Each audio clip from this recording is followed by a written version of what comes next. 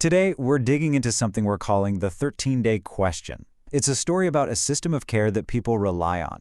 What happens when that system breaks down, and a really fundamental question. When it all falls apart, who pays the price? To really get to the bottom of this, we have to start with some pretty big questions. Simple ones, like, what is justice? Here's another one. Do you have to pay for work that has already been done? Seems straightforward, right? And maybe the most specific question here. What happens to public funds, money that's been budgeted to support a person with a disability, if that money never actually gets to them? Every single one of those questions really boils down to this one number, 139. That's 139 days of housing, food, support, and safety that were provided by caregivers, all with zero funding. That number, 139, is the anchor for this entire story. All right, so let's get into the details. For those 139 days, caregivers went completely unpaid. The agency they worked with, IFRC, said it wasn't their job to pay them. And the public funder, Community Living BC, or CLBC, they also refused to compensate them. So, with no other options, the whole thing ends up in court. And then we get a huge development. On February 5th, 2025, the court makes a really critical decision. It orders the public funder, CLBC, to be added as a defendant. The reasoning was pretty simple, really. The agency, IFRC, had been arguing all along that the money belongs to CLBC. So the court basically said, okay then, let's get CLBC in here to explain their role.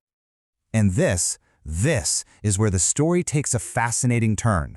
Because the moment the public funder is ordered to join the case, the agency that was already there makes a very, very sudden move. Just look at the timeline here, especially those last two dates. It's really revealing. February 5th, the court orders CLBC in. And then, bam, just a few weeks later, on March 26th, IFRC files an application to get out. The timing is everything here, and it begs the question, why now? This visual really says it all, doesn't it? As CLBC is being brought in through one door, IFRC is immediately trying to slip out through another. It's a move that you just have to look at more closely. So what exactly was in that application? Well, IFRC asked the court for three things. First, take us out of the case completely. Second, declare that the claim against us has no merit. And third, make CLBC fully and solely responsible for everything. And that move right there forces us to ask a really core question.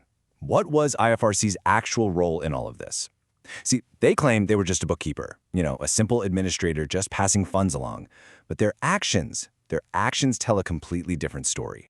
In their own legal filings, IFRC's position is pretty blunt. They flat out say the caregivers have no evidence or valid reason for the claim. The argument is basically, hey, we were just the middleman, so we have no real obligation here. But okay, let's put what they say next to what they did. On one side, they say, we just passed the funding through. But on the other side, we see them issuing a formal notice of withdrawal, imposing very specific contract conditions like a WorkSafe BC account, and being directly involved in how the care was structured. That looks a whole lot more like a service provider than just a bookkeeper. And let's zero in on that WorkSafe BC requirement because it's so important.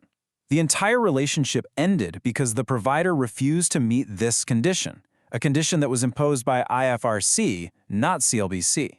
In fact, at the time, there was no official CLBC policy that even required it. So you have to ask yourself, who is really setting the rules here?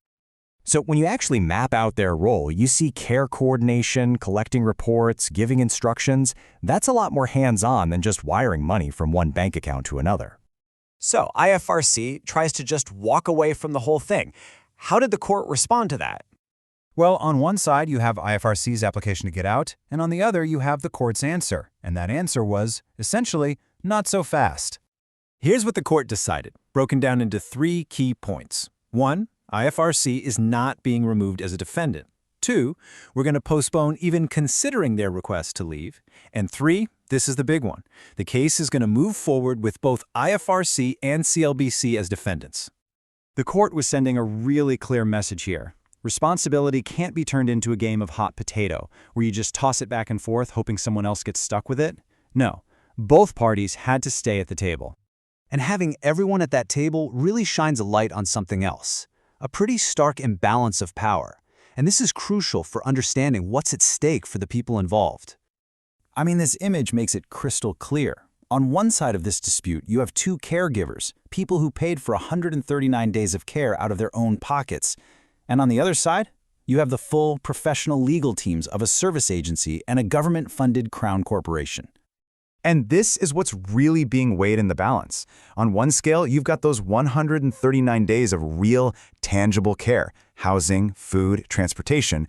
And on the other scale, you have this question of shared legal responsibility between an agency and a public funder. Look, IFRC's move to exit right at that specific moment leaves us with some pretty sharp questions.